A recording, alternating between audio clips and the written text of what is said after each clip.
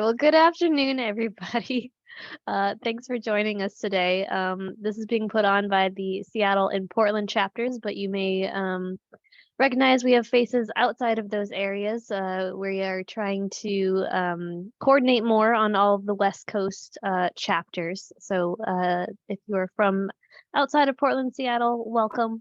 Thank you for joining. So I'm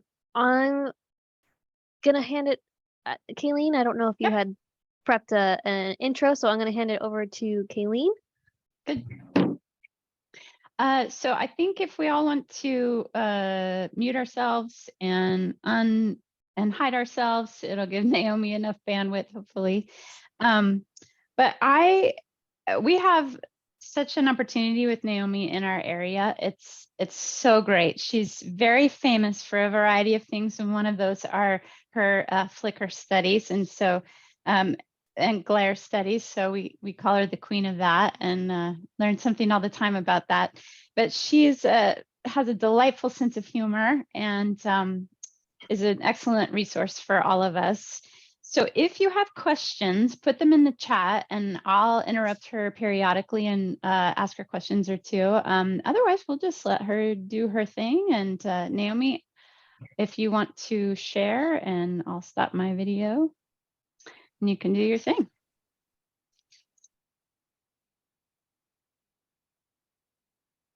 All right. So am I successfully sharing? You are. Yay. Okay. Nobody has asked me to do this before, so I didn't know how to start talking about my career and my role in the lighting industry and being a woman at the same time. Nothing I could do anything about, unfortunately. So this is going to be kind of a rambling talk that starts about where I came from and where I am now, and a few words of wisdom about what I've learned along the way. So let's start by when I graduated from college. And yes, this is from my college yearbook. Is anyone old enough to remember the days when all of us with straight hair dutifully went to the hairdresser several times a year to get perms, those stinky perms? And even though you had the perms, the hair never curled properly anyway. What a waste of time and money and chemicals, and it probably rotted our brains. But anyway, that's what I looked like when I graduated from college. I was born in '57 in Scobie, Montana, in a 6-bed hospital. My parents didn't live in that big a community. They lived in a rural community, probably about 60 miles away. My father was a Lutheran minister serving 3 rural parishes, and my mother was an organist, a music director, a pianist, a brilliant person who really didn't want to have children, but she did. That's what you did back then. So we started out in rural Montana, and at the age of 6, we moved to Winnipeg, Manitoba. That was, what's that? Moved to Winnipeg, which was the big city. And I spent 5 years in Winnipeg in the Canadian educational system, which was just fantastic. All the weather was pretty dicey there. It was frequently 40 below in the wintertime. You know, you went to school anyway. It was uphill going to school, both directions, that kind of story. Then my father moved us to San Francisco Bay Area for 1 year when he was getting a master's degree. And that was a fantastic year, living in the Bay Area and being exposed to so many different kinds of culture. This was 1969. It was when the Berkeley riots were happening. It was a 68 and 69. So you know how active politically and socially the world was then. So it was a pretty amazing place to be living at that time. And then we moved to inner city Detroit in 1969, where my father took what was called a mission parish at that time, inside Detroit. So I was, it was an all-Black congregation, and the church experience was fantastic. My gosh, did I learn a lot about cultural differences and what it's like to be a minority, because I was a minority in that part of the world. It wasn't fun, but I sure made an awful lot of fantastic contacts and learned a lot. So in 1974, I got my high school degree and stupidly went to Bryn Mawr College for 2 years, which is a single-sex school. Single-sex school was not for me. I really needed a more diverse group of people around me. So after 2 miserable years, I transferred to MIT and went into the architecture program there. At Bryn Mawr College, I was a misfit. I didn't fit in at all. I just didn't have the cultural background that everybody else in that school had. I wasn't well enough educated or widely enough educated. But I tell you, when I went to MIT, I was a misfit among misfits. It was perfect. It was a bunch of strange and wonderful and bizarre people. And it didn't matter whether they never brushed their teeth. They were still pretty interesting. So in 78, I graduated and couldn't afford go to grad school. So I moved back in with my parents, who were living in suburban Detroit at that point. And I went looking for a job, and I interviewed with a whole pile of A&E firms. And they all offered me $4 an hour to become an architectural draftsman. And back then, it was a draftsman. There were very few women, even as draftspeople. But one firm that I interviewed with, it happened to be the uncle of a child who was in my mother's music classes for the blind. He was the vice president of Smith, Inchman and Grills. And he said, "Oh yeah, come on over. We'd love to talk to you about a job." So I joined Smith, Inchman and Grills. This is one of the buildings they remodeled into this building. That was the building I worked in for 2 years. And just so you have an idea of what the board of directors looked like and what most of the firm looked like and felt like, this was the photograph of the board of directors in 1978. What does that tell you about the place? The fellow who hired me, I tend to call him Saint Squalacci because he was just brilliant and progressive and cared, raised to the 13th power. He was a visionary. He created the first lighting group in the country in this A&E firm. He didn't offer me $4 an hour. He offered me $6 an hour. I thought I was getting a fortune. So I joined there, and I absolutely accidentally landed in lighting, which was the perfect place because it straddles the line between design and engineering. So I could use both halves of my brain. I was a baby lighting designer, and in that same group were people like Dave DeLaura, Gary Steffi, Jim Benyus, Andrew Stashik, Steve Stanner, Jen Moyer. I don't know if you know these names, but it was an amazing cast of characters all working together. So I learned a lot from them. I left too early. I married a guy who was a structural engineer in Smith, Inchman and Grills, and we moved to California. He went to Stanford for graduate work, and I went to work for a firm in San Jose. So I should have learned that when you're starting out, you really need to stay someplace 2 years or more. I didn't learn that lesson early enough. Yes, is there a question? Awesome. Awesome. Okay, so I moved to the Bay Area. We lived in East Palo Alto because that was the cheap place to live if you're attending Stanford. And I worked for an electrical engineering firm called David M. Marigoni Electrical Engineering in San Jose. So I commuted south on 101 every day. When I started commuting south, there was still one fruit orchard in Silicon Valley. One, the Santa Clara Valley, one fruit orchard. By the time I left, another 18 months later, that fruit orchard was gone, and it was just solid Silicon Valley firms from Palo Alto south to San Jose. The guy who ran this firm was really very progressive. He had created his own architectural computer graphics firm or company. Pretty brilliant guy, real sensitivity to lighting. So I learned some from him, but then Peter Nye somehow had his eye on me, and he was at Peerless Lighting. He was looking for applications engineers. So he hired me away, and I moved up to Berkeley with my husband. I was working there, he was working in San Francisco.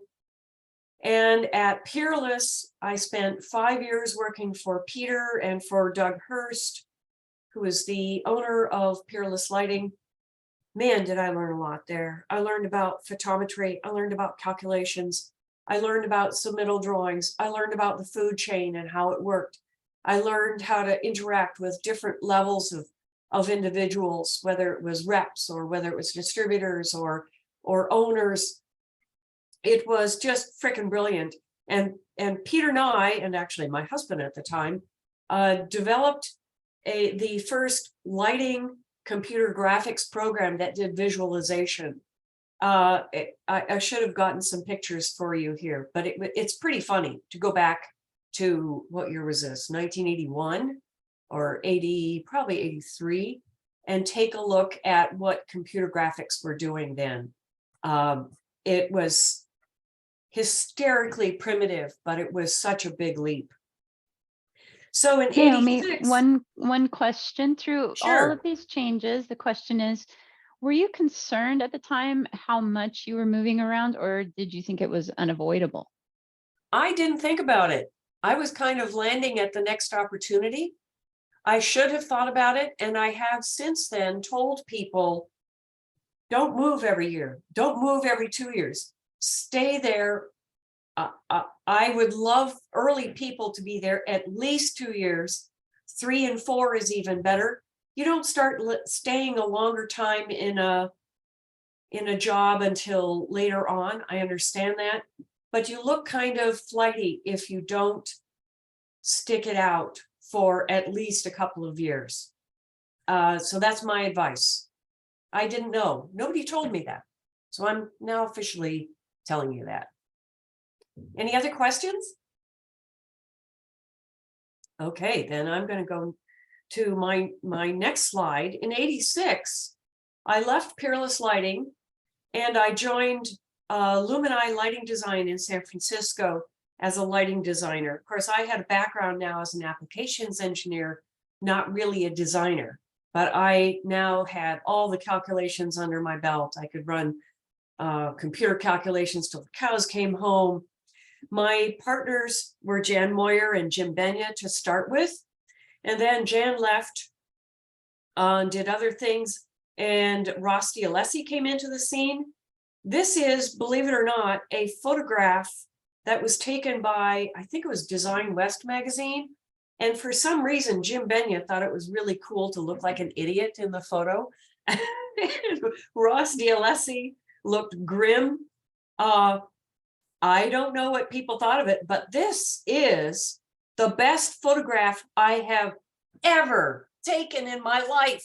So this is the first time I've been able to use it ever. Isn't that great? Didn't I look great? Sigh. Anyway, what did I miss? Okay.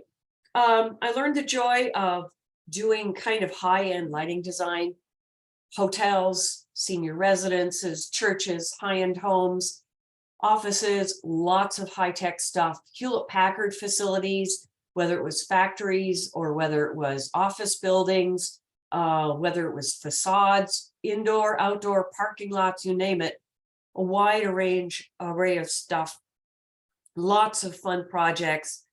And at that time, the style was to be kind of fussy. We used MR16s way too much.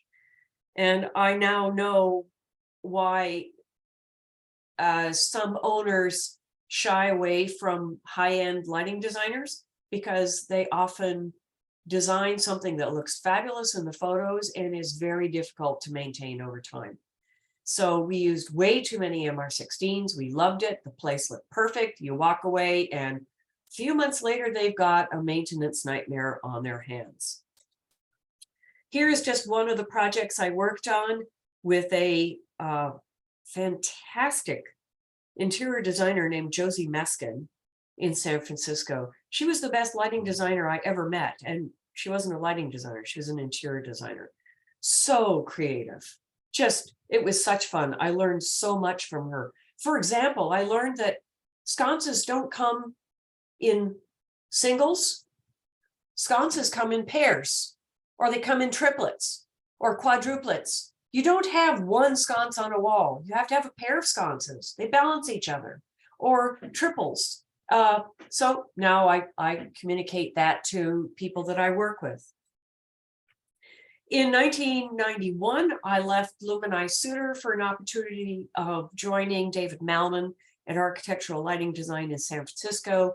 I stayed 2 years. I should have stayed longer, but I got divorced from my husband and needed to get the flock out of Dodge.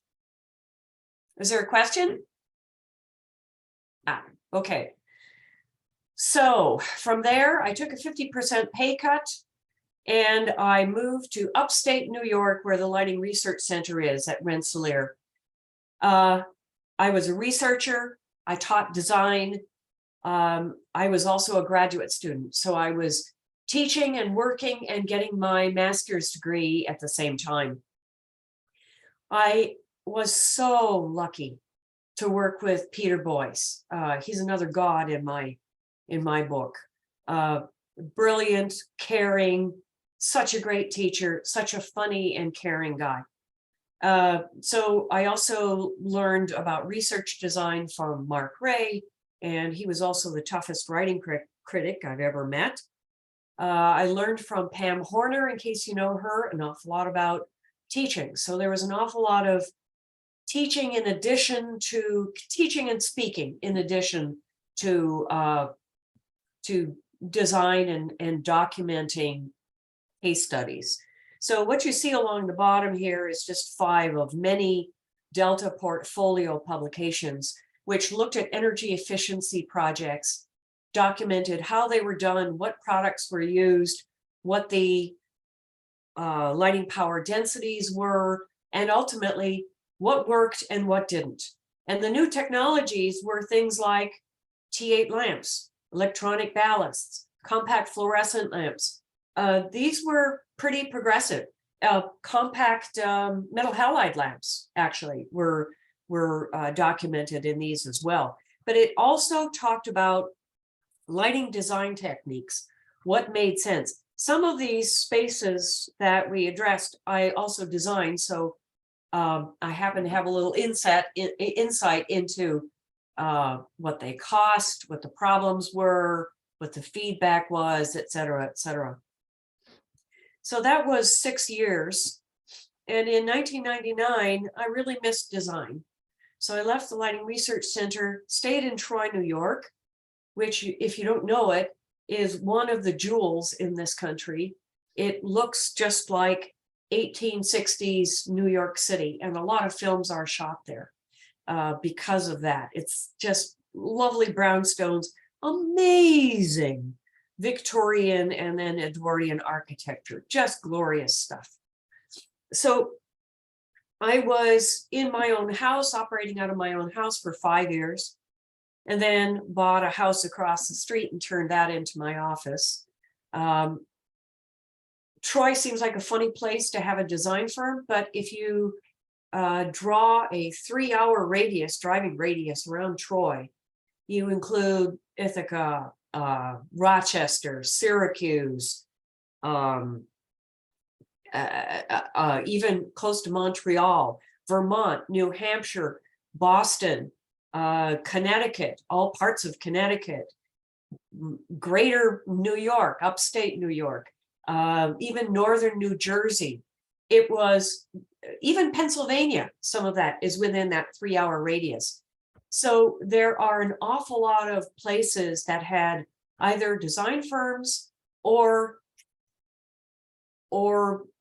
project locations where they wanted a lighting designer, and it frankly couldn't afford the prices of a New York City designer. So I was the next best thing. And that gave me a lot of opportunity to work with favorite architects. My focus was on energy efficiency and easy maintenance and visual comfort. I adored focusing lights. You get up on the ladders, you're focusing the lights at the end of a project. It's always at 3 o'clock in the morning, and you're done. You get down from the ladder and you look at it, and it looks frickin' fabulous. And you fly home because you can't sleep after you've finished giving birth to a project that looks so fabulous. So that was great fun. I despised running a business. Did you know there are 5 different freaking types of insurance that you have to provide in order to get a project with an architect? 5, guys. And those of you who are in business already know this. Drove me nuts. Hated it. And I tried for years to hire people from the LRC lighting design program to work with me, learn from me, and then become my partner and help share the burden. And unfortunately, they all wanted to work in Boston or New York or Washington, D.C. or Chicago or, anything fun and fabulous, not Troy, New York. So it was really difficult to attract a partner. After 10 years of too much business and too many long hours,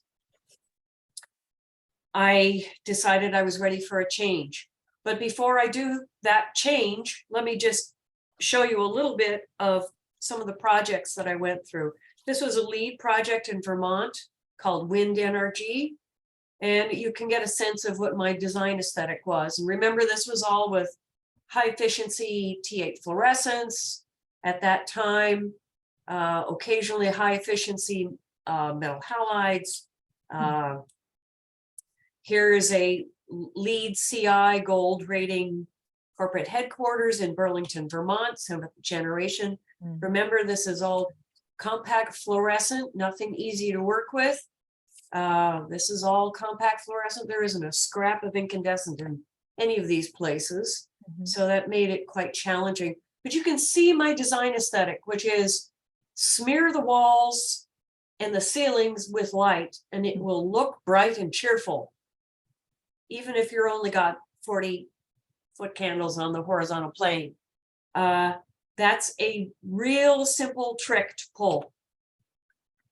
And these things looked fantastic, even though they were maintainable and very low in energy use, LPDs. This is a pediatric ICU that I worked on in Albany that turned out beautifully. Here's one of my favorite churches of all time. This is the a baptismal area, a kind of a grotto feel to it. This is the church itself. It's Christ the King Church. Beautiful, beautiful woodwork and the ceiling. Fantastic architect named Jim Hunt. The warmth of the wood was just amazing. And this was one of those places where we used high efficiency HIR lamp PAR 38s because they lasted a long time and gave us the warmth and the dimmability that we needed. This was long before LEDs appeared. And here it is at night. You can see a 4-degree spot on the incense, which is used at the end of some surfaces. It's just a gorgeous space, breathtaking. But I needed a break from the business. And I got a call one day from Mark Ledbetter, who was at the time the head of the advanced lighting team at PNNL here in Portland. They had DOE contracts to help advance LEDs. and they needed someone with design experience who understood the food chain, who understood how the industry worked, how specifications worked, etc. And that was me. So I showed up, and does anyone remember what LEDs were like in 2009? They sucked socks. They were wretched. And they're a whole lot better now, I'm happy to report. But in the meantime, I learned a lot about color science, about light and health, glare, sky glow, LEDs and drivers. Boy, did I learn a lot about flicker. And because I'm working for a government laboratory, I learned about painful peer reviews necessary on every document ever written, painful publishing pressure, ladder training. Do you know what ladder training is? I have to go through it once a year. It's online training, but it teaches you about how to climb a ladder. And you know what? I used to think that was ridiculous. I don't anymore. Do you know that if you fall from a ladder at a height at or above 11 feet, what are your chances of surviving? Doodly-doo-doo-doo. The answer is 50%. Yike. So don't take ladders for granted. You really need to pay them a lot of respect. Yes, thank you, Kayleen, for that. Yes, absolutely, scary stuff. I learned a lot about writing technical documents, and it was my job in many cases to translate complex issues into understandable stuff for the design industry, for manufacturers, for IES groups, et cetera. Anyone who needed to understand the technical stuff, I was there to be a translator. And this is the group that I was working with, which, man, amazing people. So one of the things I did was gateway demonstrations. This was early days of LEDs. This is early days of OLEDs. I did basically case studies. This was a hotel in San Francisco where these are all LEDs, for example. These are all LEDs. This project ended up with massive failures, which ultimately we documented down the road. We added to the end of the report saying, this wasn't all peaches and cream, folks. We had to dismantle, especially the MR16 lamps that had been, LED MR16 lamps that have been used throughout this building, send them back to the manufacturer and have them remanufactured and then reinstalled in order to have them performing anywhere near right in terms of light output, color, et cetera, et cetera. So this was a nursing home that we worked on to see whether changing the amount of light at night and the color of the light, the spectrum of the light at night, made a difference in sleeping and agitation for the residents. And guess what? It did. It did. We worked with Brown University to collect data and showed that, yes, very clearly there was improvement just by changing the lighting in the corridors. Okay, this one was the Smithsonian Institution, the American Art Museum, worked with Scott Rosenfeld. We tried out a whole pile of new lamps in this gallery. They all worked great for a while. Then they turned green, but you know, we documented that. But we all learned you have to have some brave people who say, yes, you can try it out in my facility and we'll document how it works and we'll yank them out if they don't perform and put in something better. So that was what, 2012 or so? This one was 2019, I think. This one was probably 2010. I don't remember the date on the OLED one. This was one of my favorites. It was working with the University of Florida in their theatrical department. We looked at the lighting change out and LED change out in their facilities, and that was great. But we also looked at the theatrical lighting, and we actually gave a lighting designer a job, which is, we want you to design this, the lighting for this dance, using halogen theatrical lights, and then we're going to photograph it. We're going to document everything about it, including the energy that was used. And then we want you to do it again and use the LED theatrical fixtures, which he did. And it looked almost identical. It's beautiful. We had, but we found out that the information we got from the theatrical manufacturer was off by about 100 watts in every fixture. Oh, what a surprise. So we always learned something when we had these case studies. We learned a lot, and through these case studies, we were able to communicate to a lot of different groups. So for example, that company learned that they should publish the real information, not what they wanted people to hear. Question for you, Naomi. Sure. How did you structure post-project client relations and communication on the experimental projects? Was it difficult to elicit their timely feedback when elements failed and needed replacement?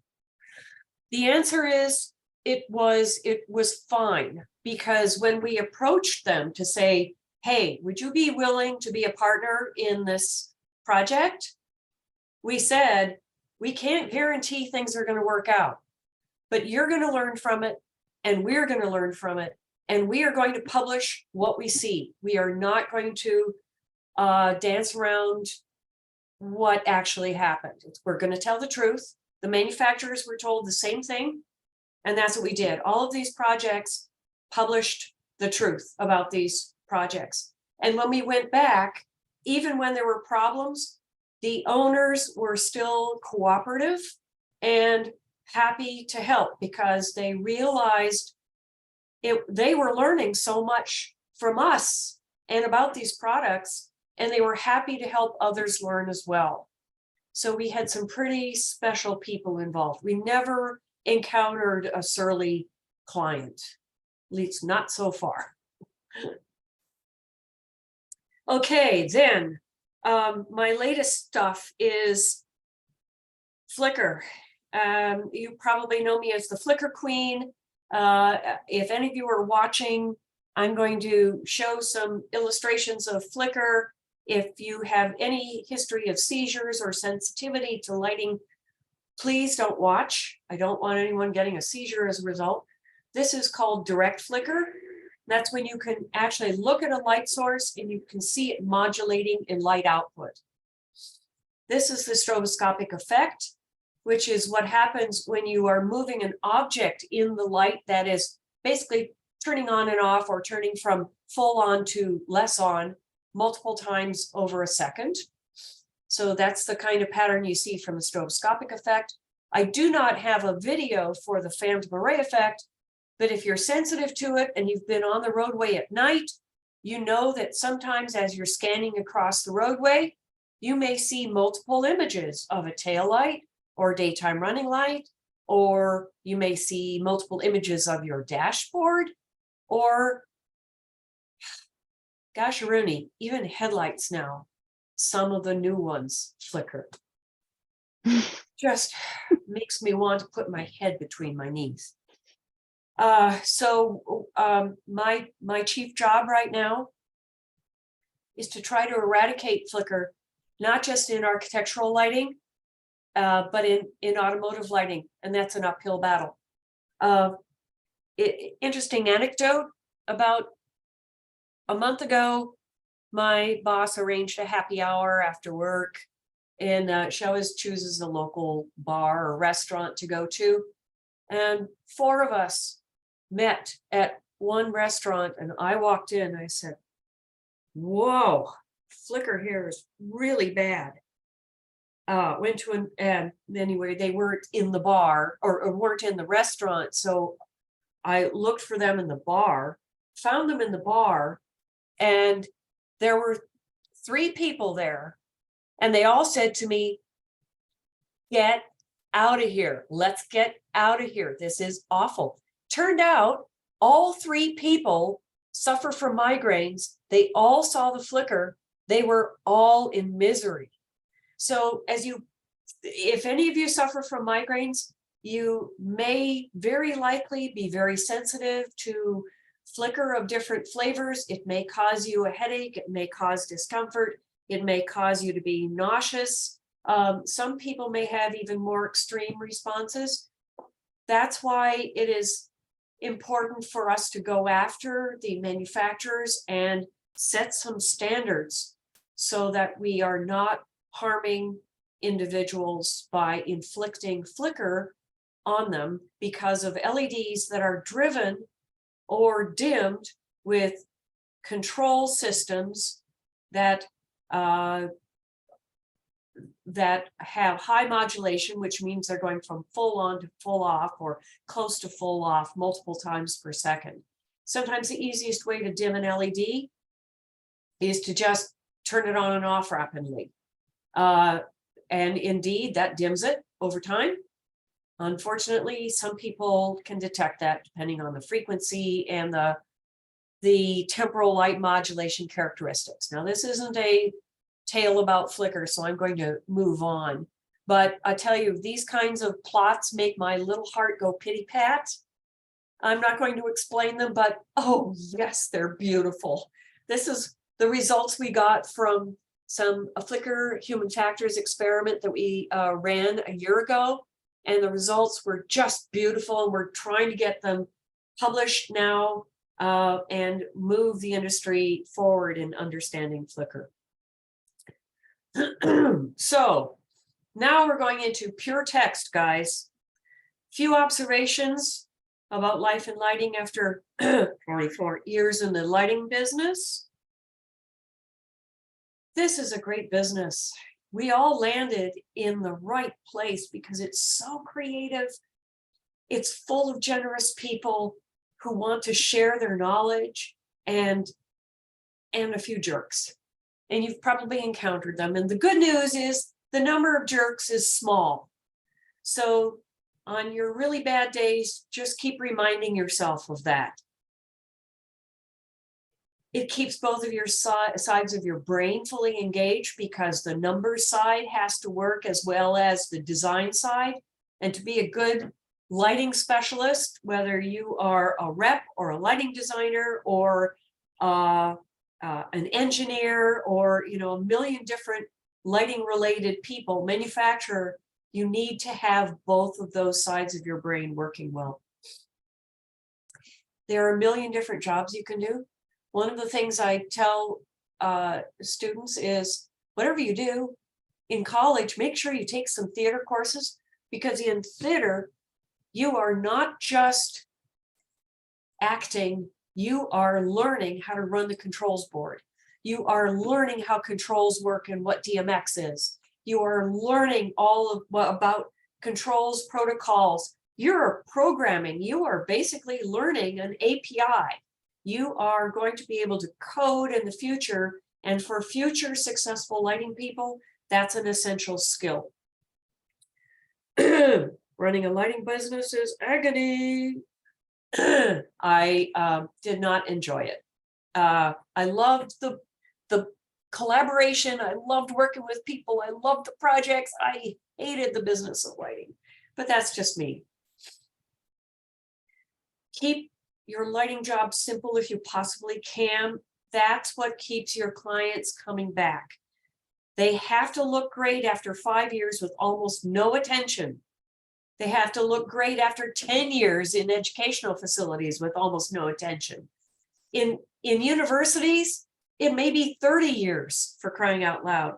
So translation is, don't use fussy light sources, use a minimum of light sources, use them in different fixtures and use them in different ways, but try to use the same bits over and over again as much as possible. Now, here's what to do about volunteer stuff. The answer is volunteer, donate your time, donate your talent. Local and national committees like WILD and like the IES and the ILD, every time you join a committee, you learn more than you contribute. You get more back than you contribute. It's always a net gain. So do it. You start out feeling stupid in a committee and you learn little by little, but you can always contribute something like illustrations or finding photos or finding references or something in those early days when you're starting out in a committee. Do it. It's the best way you'll learn. The food chain in the lighting business is absolutely freaking nuts, guys. It makes no sense. And it interferes often with trying to do a good lighting job. The substitutions that and packages that you have to evaluate, that's the bane of my existence. That's one thing I do not miss about the lighting design business. I understand in some cases it's a necessary evil, but it really is difficult. I wish we could fix that part of our business. And guys, I don't know what your experience is, but controls are a pain in the tush. Okay, I'm a woman. I have been for quite a while. When I joined in 1978, almost every meeting I was in, I was the only woman. And for a while, it made me a little intimidated. And then I thought, gee, this is kind of fun. I'm the only woman. And then there would be another woman or sometimes two. And then the diversity started to spread a little bit. I may have been dealt some bad hands because I was a woman. I'm sure I did, but I was too naive to recognize it. I was so bound and determined to be a woman, but not to get a job just because I was a woman, not because I was a weebie, but because I was the right person for the job. I resisted being a woman-owned business for the longest time because I didn't want people to hire me because they needed to fill their quota. I wanted them to hire me because I was the best person for the job. And one day an architect called me up and said, Naomi, we understand that. We want to hire you anyway. But please understand, if you were a weebie, you would also be helping us out because we do need to fill these quotas. So I finally relented and became a woman-owned business enterprise back in the day. I never had kids. There's not a molecule of maternal instinct in me. I have a lot of admiration for women who have kids. I don't know how they do it. I just don't know how they do it. It was hard enough for me to have a husband and a house and a career. So people who can juggle all that, I admire you.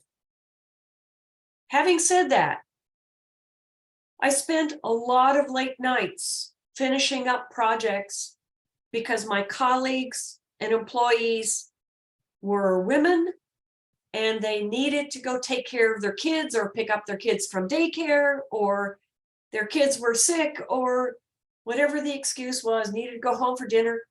I understand, but I also housed some anger because that meant the responsibility fell on my shoulders. So if you are a person who has to leave early and you know the deadline is 6 a.m. the next morning and you're leaving someone behind, please look at them in the eyes and say, I realize I'm leaving you in the lurch. I'm very sorry. Thank you for helping me out. I will figure out a way to help you another time. That would go a long way. Thank you. Do I wish I had a family? Yes, sometimes, not often. I missed out on a lot of life when I was getting that DD package out. So I miss the fact that I was never able to read Winnie the Pooh to my kids or grandkids. Hubris. Please don't do what I did. Don't get too full of yourself. Don't be judgmental of others. Cut people slack. And especially don't treat reps as badly as we sort of did back in my day. We were very rude, very disrespectful. And I have finally realized the reps in most cases are way smarter than I am. And they juggle so many parts of the business that I, as a lighting designer, couldn't begin to encounter. So please, please treat the reps with respect. My friend Megan Carroll said that it really angered her as a rep to go into an office and be treated like a lighting waitress. So treat them the way you would like to be treated. And yes, fate has a crummy way of winning over arrogance. You're going to get slammed in the face with fate if you're not careful. So people ask me, would I do things differently? Absolutely, I would do things differently. I have learned so much in 44 years. I would love a do-over on so many projects, on so many things I've said, so many talks I've given, so many people I've offended. Can I do it again, please? But that's also how you learn. So if you do something stupid, acknowledge that you've done something stupid or treated someone badly. Go back and say, I'm sorry, and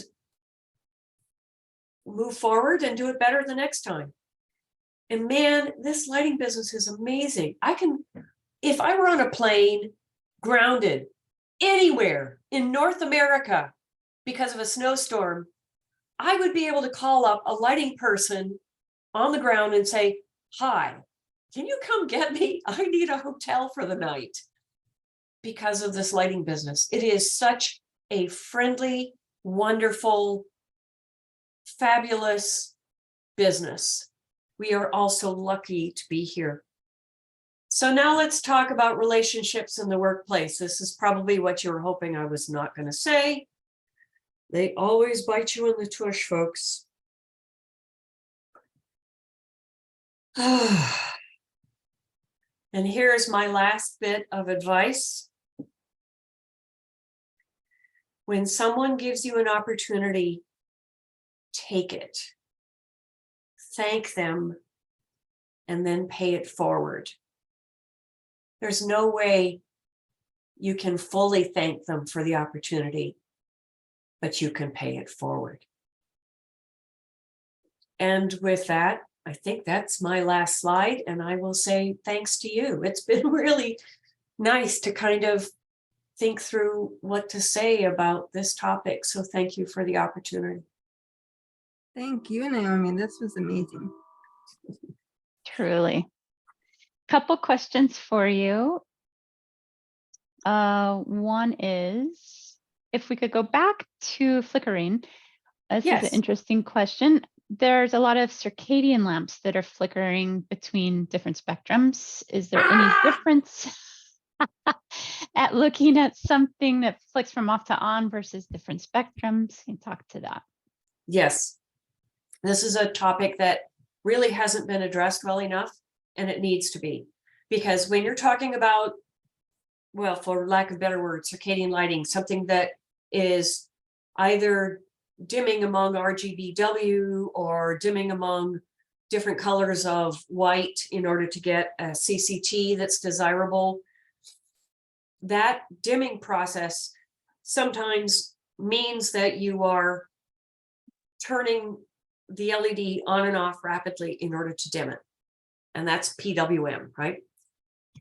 That can introduce flicker. And that can introduce more problems than you're trying to solve. So yes, flicker is especially an issue with these light and health systems or alleged light and health systems. It's really going to be important for us to document how these systems perform in terms of temporal light modulation, which is just a fancy word for flicker, over time, because we know that flicker can make people sick. So you don't want to put in a healthy lighting system that is going to make them sick in a different way. Mm-hmm. Well, that's a lot to think about. In regard to the food chain in the lighting business that you discussed, even if there aren't simple or easy solutions available, do you have any thoughts where conversations that lead to addressing those frustrations might begin? I think the best thing you can do in the meantime is make friends with your rep agencies. and make it clear that you respect them and they need to respect you.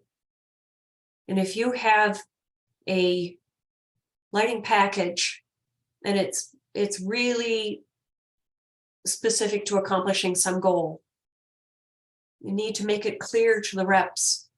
I'm sorry, I need to protect this part of the package. It needs to be the names of the manufacturers that I've specified here. You can go on to some of the other part of the spec package, and you can pull some substitutions. I'm happy to consider those. But in this part of it, I'm really nervous. So please respect my package. And maybe you have to understand also, I've been out of the spec business for 13 years now. So I have a feeling some of you would have a better answer to that question than I would. Does anyone want to offer?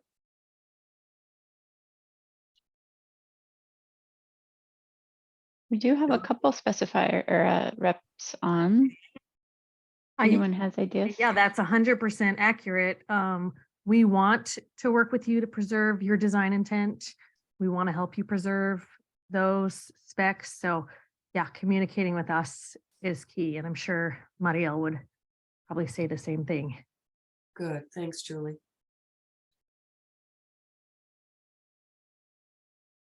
You know, I joke often that I end up being a mediator a lot of the time between whoever the contractor is and the designer is, right? Because there's just so many conflicting interests. And I felt like I personally had the most success just being really open about it with designers, right? And calling them up and saying, hey, this is happening. Are you hearing the same thing from your owner, and what can we do about it? But not every designer opens the door for those conversations, right? So I think it really does have to go both ways. And I think understanding, you know, it's incredible how often I will go to an engineer's office, particularly, and they don't understand the way that ladder that you're talking about works, Naomi. So you kind of have to explain it to them, and it's kind of shocking. So I think if everybody kind of knew how it works and why it works the way it works, it would probably be a little simpler. But yeah, I mean, it's the last, I mean, the most I want to do is just grab something as it is and put it out the door. That's the easiest thing for me, right? Like, I don't want to have to do substitutions. But the conversation is important.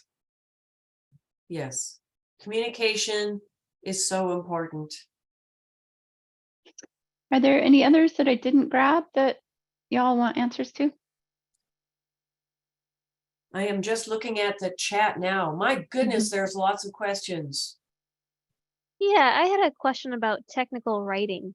So, you know, as lighting designers, most of us really like the artistic side and our technical side. But not everybody enjoys writing. What did you think about technical writing before joining PNNL, and what do you think about it now? It's an uphill battle. You know, it's one of those things that you can put off because you just dread it so much.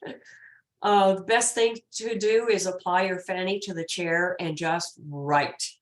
Just get down in this sea of consciousness what you want to get across in the document, and then go back and start sorting it into the sections of what's important and what comes first and what comes next. And then when you have it in decent shape, you need to put it away for a couple of days and then go revisit it, and you'll go, oh crap, I wrote that. And you'll realize how bad it is. But it's that kind of perspective that you really, really need. And please share it with somebody whose writing you respect and have them bleed all over it. And you have to, oh gosh, that was the hardest thing when I came to PNNL. The peer reviews could be so brutal. They didn't mean to be brutal. They just sounded that way. You have to harden yourself and just take a deep breath and go, they're not trying to be mean, they're trying to make this better. And when you do, go back to it and learn from it. So that's what I've learned from PNNL. It's painful, but you learn from it. Thank you. Yeah, and Kayleen, are you finding some other questions in this pack of chats here? Lee was asking about using LED in theatrical. Mm-hmm. Lee, if you're still on, do you want to clarify what you're asking about? Sure. Hi, Naomi. It's Lee Hi. in Reno. Oh, We have similar hi. partners. Hi, I would have Yes, Lee. recognized Oh, you. here, yeah, Put your camera on. Should start my video. There we go. Here I am. Hey, Okay. great to see you. Good to see you too. So I think I missed part of what you said about the theater lighting, which I don't do, but I'm still curious because I have a church I go to and I've helped, they may want to eventually do some theatrical lighting and they still have, I put in complex fluorescence, I don't know, over 10 years ago for their spotlights. But if we ever go to LED, it seems to me it would be a great opportunity to save energy. Was there any other, like in the colored example, I don't know if I missed the summary of how it worked out with changing to LED in colored lighting, theatrical. Was it equivalent? Did it perform as well? It was equivalent in terms of effect. It performed very well. This particular system did not flicker. The only problem was that the energy use published on the cut sheet was way off, like 100 watts off for each fixture. So instead of drawing something like 500 watts, it was actually drawing more like 600 or 700 watts. It was ridiculous. And that was the LED. So yeah, this was early on, very early LED theatrical fixtures with RGBW systems, I think. So, but aside from that, it proved that indeed you could get the same lighting effects that you could get from incandescent, filtered incandescent. And of course, save a ton of energy compared to having 1,000-watt shin busters on your dance design. So yes, it's all good. I will warn you though, there are some manufacturers who use pulse width modulation to dim their RGB and other colors in the theatrical fixtures. That means that, and it's close in some cases to about 2000 hertz. And you would think that you can't see 2000 hertz. Oh, you sure can. You sure can. When you're in a theater and those lights are lighting the stage, you don't see any flicker on the stage because the light levels are too low. But if you have the aperture of the theatrical fixture in your field of view, even from a very skewed angle, you'll find that as your eye moves around the stage, as it's supposed to do, you will find repeated images of the aperture because that aperture is turning on and off 2000 times a second. And as soon as your eye is moving at about 500 degrees per second, you're superimposing multiple images of that aperture on your retina. So theatrical lighting sometimes does flicker. And I would hope that manufacturers are figuring that out. We know that flicker is often visible up to about 11,000 hertz, depending on the modulation depths and some other factors. We're not going there, but the point is you can see multiple images, the phantom array effect, at extremely high frequencies. So you do need, if you're doing theatrical lighting, you need to be aware of that. Thanks for the question, Lee. Sure. Well, we're out of time, so I think we'll tie it up here. Naomi, thank you so much for your time and your effort. It's just awesome. Just awesome. We're thankful. Thanks. It was fun putting it together, especially finding that ancient photograph of me as a baby lighting designer when I actually was pretty. I love it. Great picture. It's beautiful. Thank you, Thank you Naomi. all for All right. coming. Thank you. Take care, everyone. We'll connect soon. Bye-bye. Thank you.